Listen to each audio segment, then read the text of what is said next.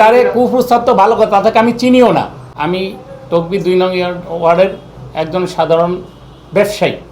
আমার ব্যবসায়ীর পার্টনার সবুজ স্ত্রী, তার স্ত্রী সোনিয়া বেগম গত শুক্রবার আমার বিরুদ্ধে যেই মিথ্যা অপচয় টাকা, তার কাছে আমি ৪ লক্ষ টাকা পাবো, আমার কাছে চেক এবং তার লিখিত পার্টনারের কাগজ আছে, কিন্তু আমি টাকা চাইলে তারা আশ্বস্ত করে যে বাজার কমিটির সামনে যে তা আমার টাকা পরিশোধ করবে।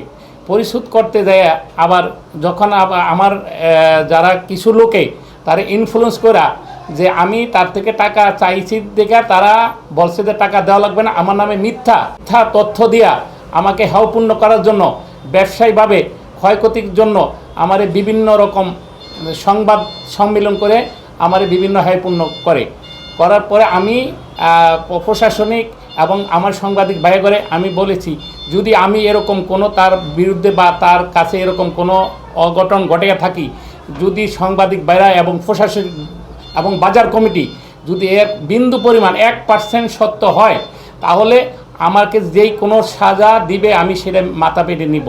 এবং উনি আমাকে একটা চেক ব্যবসায়ী পার্টনার হিসাবে এবং ওনার হাতে লিখিত আমার কাছে আছে, ওনার খাতা আছে, এই আমাকে চেক দিয়েছে, ওনার MICR চেক এবং সিগনেচার করা, এবং আমার ব্যবসায়ের তার খাতা আমার কাছে ৪ লক্ষ টাকা আছে। কিন্তু এটাকে কেন্দ্র করে আমার বিভিন্ন রকম বিভিন্ন হুমকি দামকি এবং মিডিয়াতে এবং কি পেপারসে এটি লেখছে। আমি এটার প্রতি নিন্দা জানাই। আমার বিরুদ্ধে উনি যেই ষড়যন্ত্র, মানুষের প্রবাহিত হইয়া ষড়যন্ত্র এবং আমাকে যেই হাওপূর্ণ করছে ব্যবসায়ীভাবে, আমি এটার প্রতি নিন্দা জানাই এবং বিচার চাই এবং সঠিকভাবে তদন্ত চাই।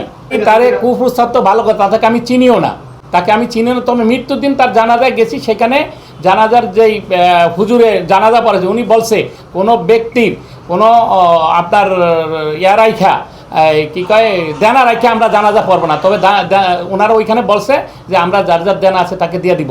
আর আমি যে ওনাকে কুপ্রস্তাব বা এরকম কোনো ডকুমেন্টস থাকে বা এরকম যদি উনি দেখাতে পারে, আমি সর্বসাজা সাংবাদিক ভাইয়ের মধ্যে প্রশাসনিকের মাধ্যমে এবং আমার MP মহোদয়ের মাধ্যমে যদি আমার এরকম প্রমাণ করতে পারে, আমি সকল সাজা আমি করবো। আর উনি আমার বিরুদ্ধে যেই কথা বলেছে, যেটা লিখেছে, যেটা বলেছে, এটা আমি প্রতি নিন্দা জানাই।